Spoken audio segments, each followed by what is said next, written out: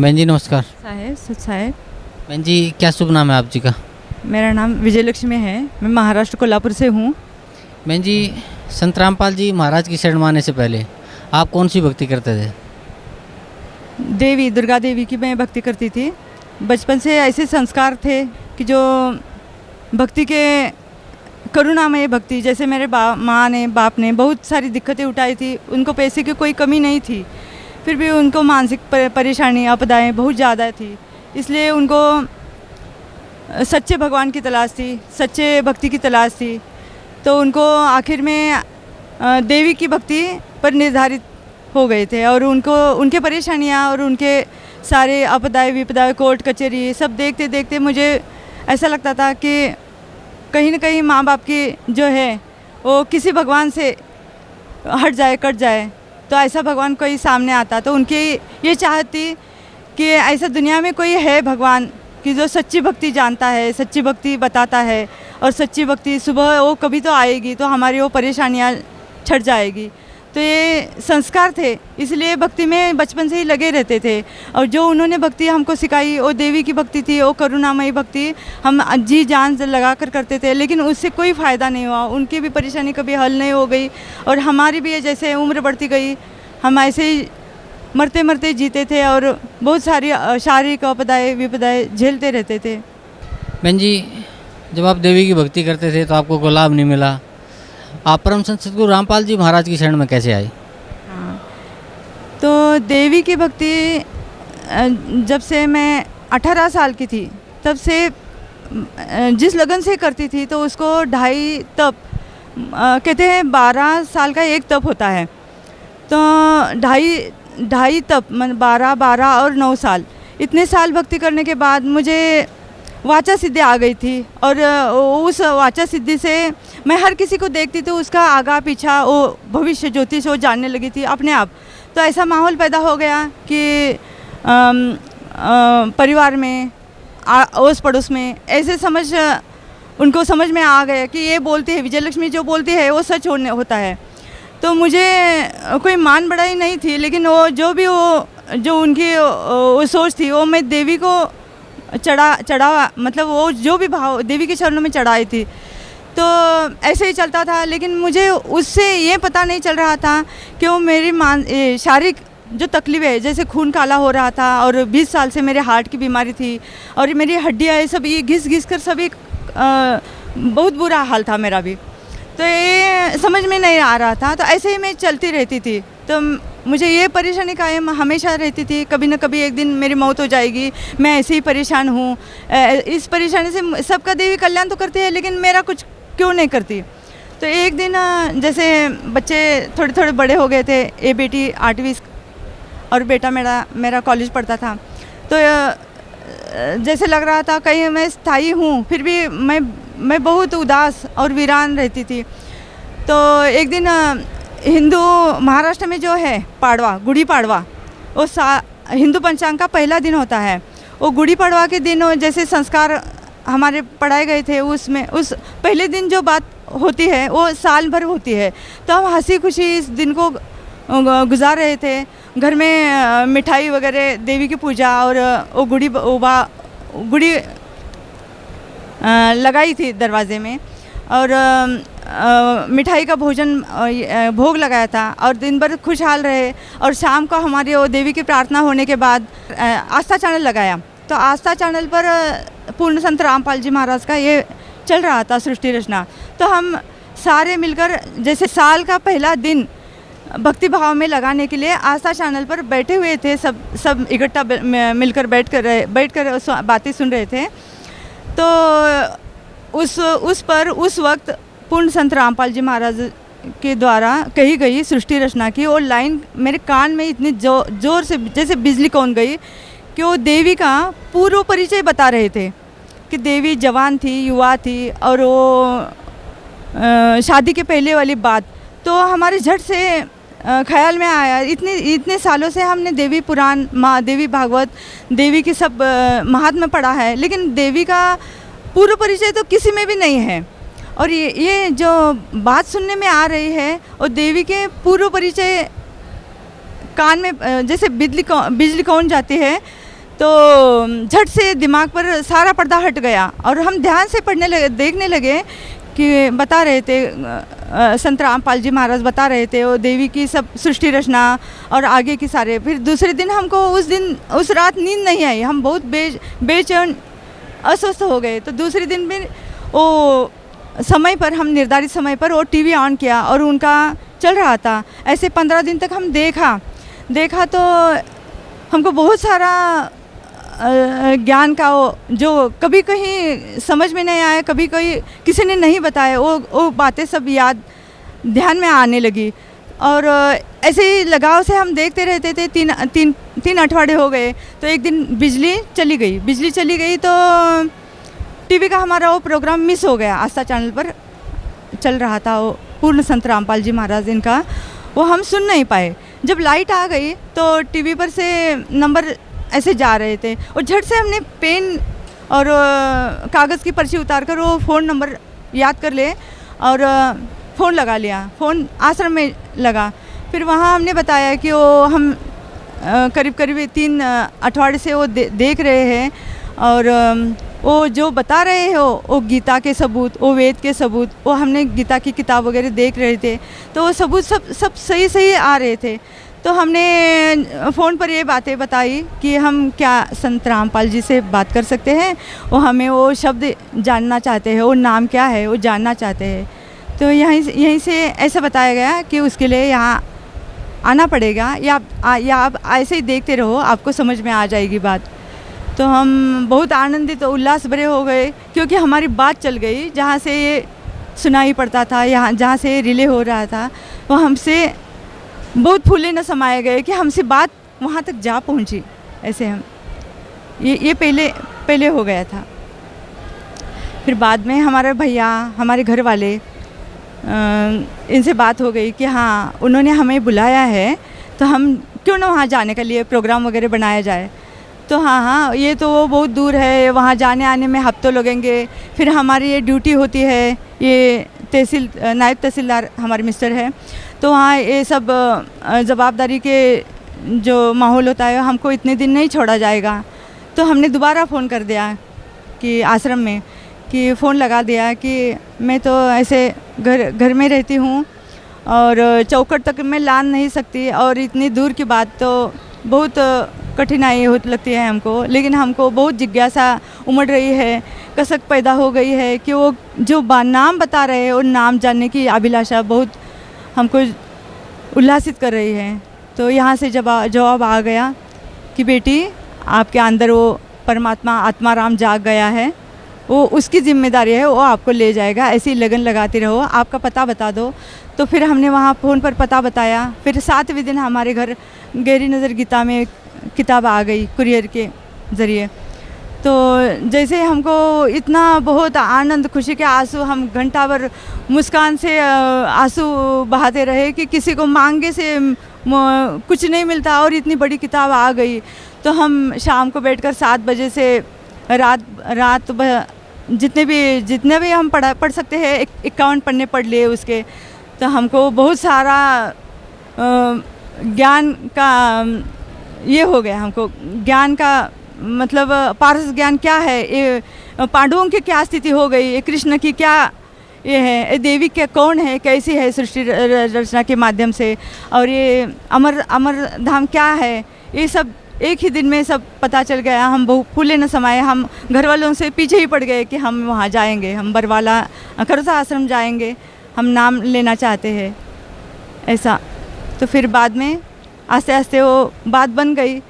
हम सोच भी नहीं सकते थे और यहाँ करुथा आश्रम आ पहुँचे और मालिक को बहुत हम निहारते थे तो ऐसा लगता था कि इनको तो हमें सदियों से कहीं चाहते हैं, इनको देखने के लिए तरसते हैं, इनको तो सदियों से हम बहुत पहचानते हैं। ऐसे उनको देखकर हमको जहन में बहुत भरा, बयान नहीं कर सकते, हम बहुत बड़ा हम पर वो दया हो गई, मालिक की मेहरबानी की नज़र हो गई और हमको नाम उपदेश मिल गया।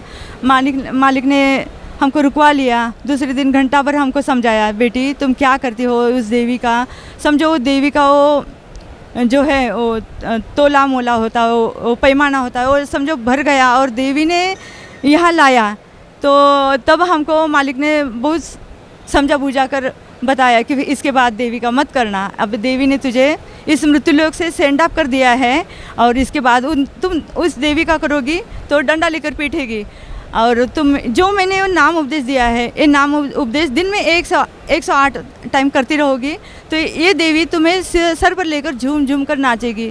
तब से लेकर हमको ये सारे 3 महीने में हार्ट की बीमारी, ये हार्ट रक्त में स्याही हो गई थी, हमारे हार्ट पंपिंग करने में बहुत कठिनाई होती थी, और ये हड्डियाँ वगैरह सब घिस घिस कर, हमारे दांत भी नहीं थे, सारी हड्डियाँ, जैसे डॉक्टर के पास कोई इलाज नहीं था, ये इससे हड्डियाँ क्यों और कैसे घट गई, ये हमारा कर्मदंड था या पता नहीं। तो 3 महीने में हमारे दांत भी ठीक हुए, हड्डियाँ भी सब ठीक हो गई, और ये शारीरिक और इस मानसिक बीमारी 20 साल से चली आ रही थी, और शारीरिक हमारा हार्ट भी अच्छी तरह से, और तब से लेकर आज तक कोई भी हमको परेशानी नहीं है। परेशानी तो ऐसे आती है, ऐसे चली जाती है किनारे किनारे, लेकिन हम समझ सकते हैं कि ये सारा कमालिया, सारी मेहरबानी इस पूर्ण संत रामपाल जी महाराज की मेहरबानी, दया, कृपा से हम पर बनी रही है। बरस ये कृपा का सब क्या बोलते हैं, घनी बरसात या क्या बोलते हैं, अब चल रहा है माहौल, ढक फुटी बोलते हैं, ये कृपा की ढक फुटी तो मालिक के पूर्ण संत रामपाल जी महाराज की दया से हमको मिल गई, प्राप्त हो गई है। ऐसा पारस ज्ञान और ऐसा सत्य ज्ञान दुनिया में कहीं और मिलने के लिए, देखने के लिए नहीं है, और इसे यहाँ हम आकर बहुत खुद को धन्य समझते हैं। बहन जी, परम संत सतगुरु रामपाल जी महाराज से नाम उपदेश लेने बाद आपको बहुत से सुख मिले, आपको शारीरिक कष्ट दूर हुए, आपको आध्यात्मिक लाभ भी मिला, जिस परमात्मा की आपको खोज में थे वो खोज भी आपकी पूरी हुई। तो भक्त समाज को आप क्या संदेश देना चाहते हैं? भक्त समाज को ये संदेशा देते हैं कि किसी भी वेद, पुराण, गीता जो छिपा हुआ घना गूढ़ रहस्य है, संत रामपाल जी महाराज के शरण में आने के बाद हमने अपना बेटियों का, बच्चों का जो भी आत्मकल्याण है, उनके उपदेश उनके शरण में करवा लिया है, और हमारे माता पिता जी की खोज, उनको तौर तरीका जो है बस पूर्ण संत रामपाल जी के शरण में लाया है उनको भी। और ये भक्त समाज जल्द से जल्द ये माने कि ये जो प्रोविज़न विथ सबूत सब दे रहे हैं, तो जल्दी मान जाए, और ये इनसे ही उनका कल्याण है, इसके बगैर कहीं ठौर ठिकाना नहीं है। इस मृत्युलोक से जो भी है वो सब अधूरी और अंधेरी दुनिया है, इसमें कोई कितना भी कोई हाथ पार मारे तो ये भवसागर कोई नहीं तर सकता। ये 33 कोटि जो भी देवी देवता है, ये सब जितना उनके पास है उतना ही दे सकते हैं, उसके बगैर ज़्यादा कुछ नहीं दे सकते। जो भी अपने नसीब में नहीं है, जो अपने कर्म में भी नहीं है, वो सारा का सारा पूर्ण संत रामपाल जी महाराज के चरणों में है। मांगे बिना ही सब कुछ प्राप्त हो जाता है।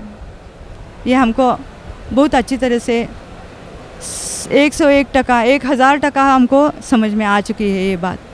और सभी को यही प्रार्थना है, तहे दिल से प्रार्थना है कि सतलोक आश्रम बरवाला आकर सारा भक्त समाज जाग जाए, और यहीं आकर नाम उपदेश लेकर अपना बच्चों का, अपना माँ बाप का या अपने सगे परिजनों का सबका कल्याण करने के लिए तुरंत इस बरवाला आश्रम, सतलोक आश्रम में तुरंत आ जाए, और अपना परिवार का कल्याण इसी में है, ये भक्त समाज जान जाए। बहन जी, हमने सुना है फ्रांस के भविष्यवक्ता नोस्ट्रेडमस ने परम संत सतगुरु रामपाल जी महाराज के बारे में कुछ भविष्यवाणी की हुई है, तो क्या आप हमारे दर्शकों को बता सकते हैं कि वो भविष्यवाणी क्या है? हाँ, ये हमारे पिताजी ने बहुत साल पहले वो किताब पढ़ी थी, तो उसमें वो ये लिखा है, जो भी कोई है इस देवभूमि भारत और संत भूमि में भारत में ही ऐसा कोई शायरन है जो सिंह मानव कहलाता है, वो यहीं प्रकट होने वाला है। और उत्तर भारत में हिमालय के क्या बोलते हैं, जो भी पायता है, वहीं जो भूमि है, हरी भूमि है, वहाँ वो आएगा, और वो सिंह मानव अपनी दहाड़ मारकर वो जो ज्ञान, सत्य ज्ञान है, उस विश्व के सामने लाएगा। और वो दिन जल्द ही आने वाला है, ऐसे मेरे पिताजी ने हमको बताया था और वो किताब हमने भी पढ़ी है। और वो दूसरा और कोई नहीं है, वो बरवाला आश्रम में, इस सतलोक आश्रम में बरवाला गांव में जो है वो वहीं खुद रामपाल जी महाराज बनकर वो पूर्ण संत, वो पूर्ण परमात्मा, पूर्ण ब्रह्म आए हुए हैं। ये बात निश्चित है, ये हमको समझ में आ गई है।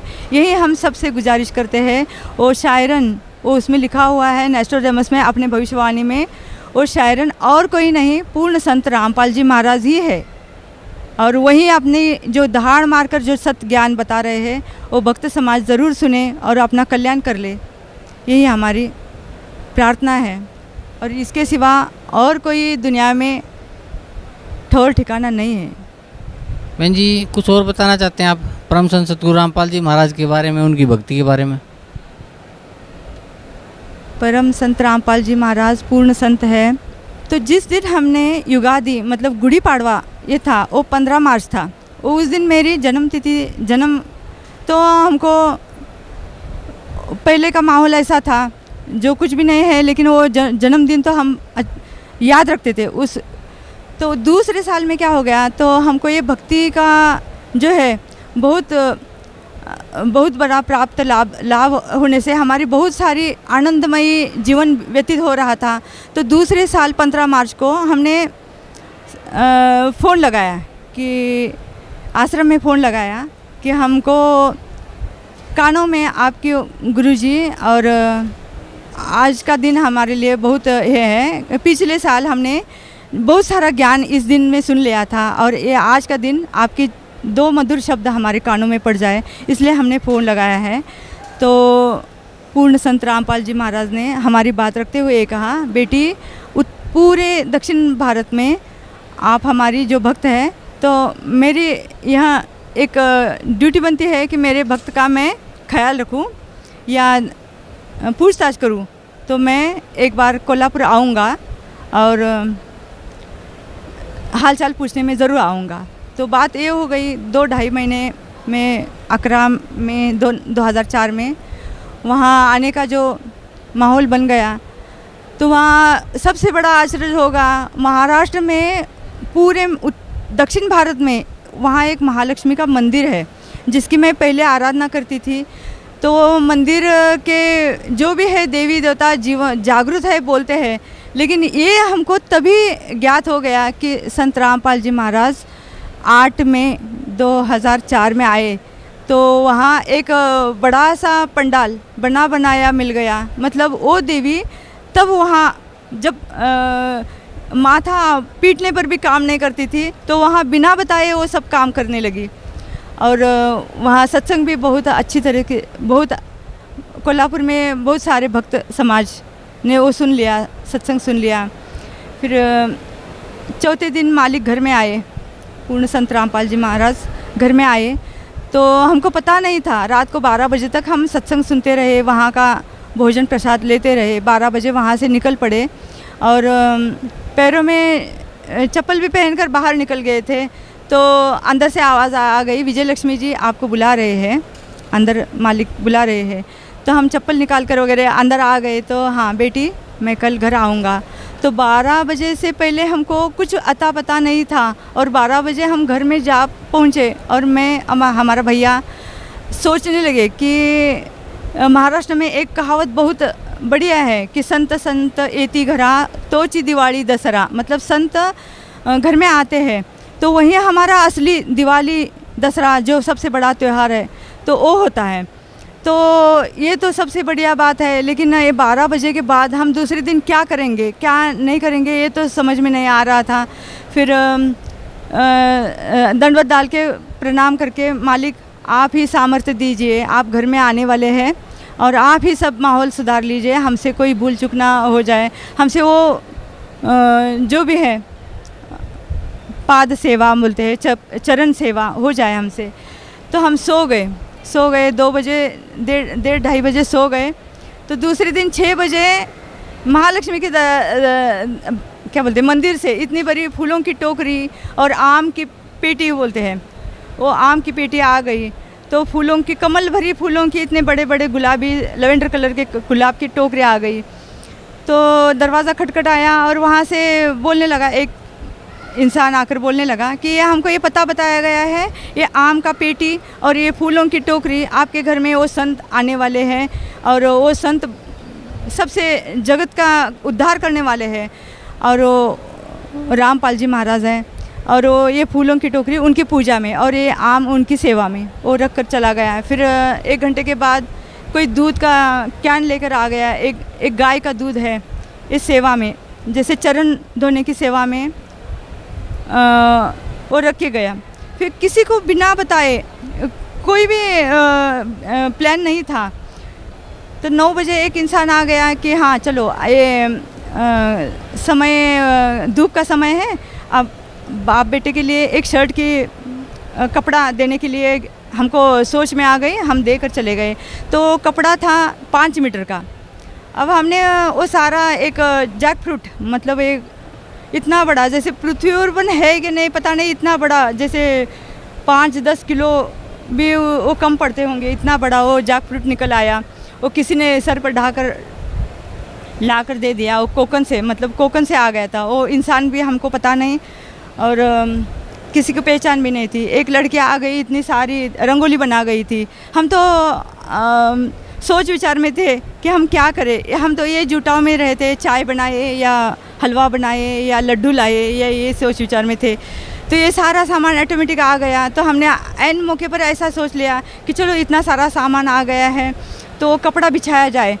मालिक आ रहे हैं तो वो कपड़ा बिछाने लगे। तो हम रहते हैं 3री फ्लोर पर और वो कपड़ा बीच गया नीचे तक, ग्राउंड फ्लोर पर वो बीच था। जैसे ही हम बिछाते गए ऐसे वो बढ़ता ही गया, करीब करीब उसकी लंबाई 21 मीटर हो गई।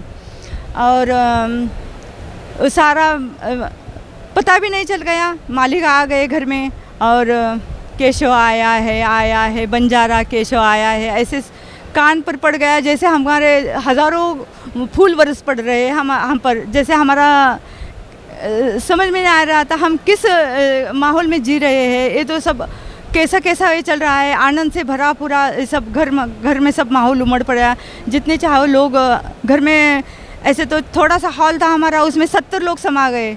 और जो भी चीज़ बनाई थी, हमने हलवा बनाया था, मालिक के चरणों में दूध डालकर हमने चरण धोए, उस पर फूल चढ़ाए, दूध फूल सब चढ़ाया, दंडवत प्रणाम डाला, आरती बनाई और उनके सामने हलवा और ये आम ये सब रखे। तो चाय हुए तो सभी को बांट दी गई। मालिक ने सिर्फ आम को हाथ लगाया और सब माहौल सब हो गया। सारे लोग आस पड़ोस के आ गए, उन्होंने नाम लिया और अच्छा सा सारा समय इतना आनंदपूर्वक, ऐसा आध्यात्मिक, ऐसा माहौल से ये हो भरा पूरा रहेगा, हमको पता भी नहीं चल गया।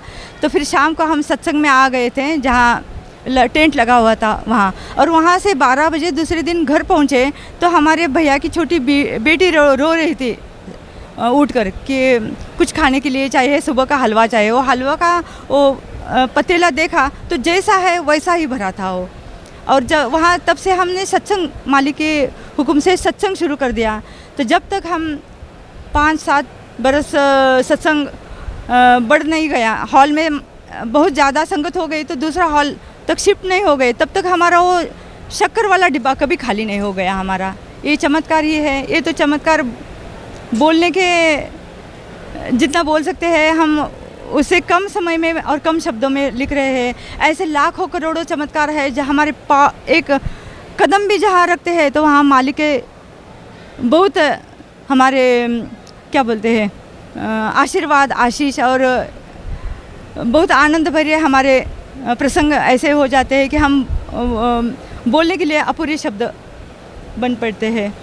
तो ये सारा का सारा जो है, जैसे गूंगा गुड़ खाएगा क्या और बोलेगा क्या, ऐसे हमारी स्थिति होती है बहुत। उसके बाद हमको कोई परेशानी नहीं, कभी नहीं। ऐसा कोई भी बात मन में आती है तो तुरंत ही पूर्ण हो जाती है। ये सब मालिक पूर्ण संत रामपाल जी महाराज की दया और कृपा से ही सब हो रहा है। जी धन्यवाद बहन जी, आपका बहुत बहुत।